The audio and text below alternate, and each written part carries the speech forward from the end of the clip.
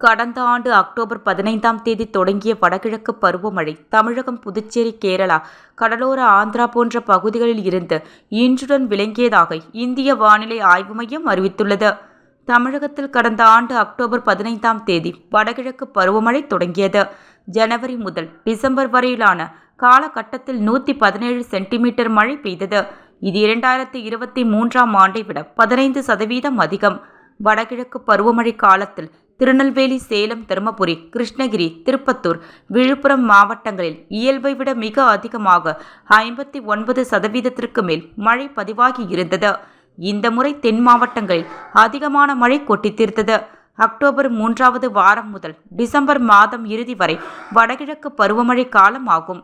ஆனால் நடப்பாண்டில் ஜனவரி மாதம் வரை வடகிழக்கு பருவமழை நீடித்து வந்தது. இந்நிலையில் வடகிழக்கு பருவமழை தமிழகம், புதுச்சேரி, கேரள, கடலோர ஆந்திரா போன்ற பகுதிகளில் இருந்து இன்றுடன் விளங்கியதாக இந்திய வானிலை ஆய்வு மையம் அறிவித்துள்ளது. தமிழகத்தில் 100 நாட்கள் மேலாக மழை பெய்த நிலையில் இயல்பை விட 33 அதிகமாக பெய்துள்ளது என வானிலை ஆய்வு மையம் தகவல் தெரிவித்துள்ளது.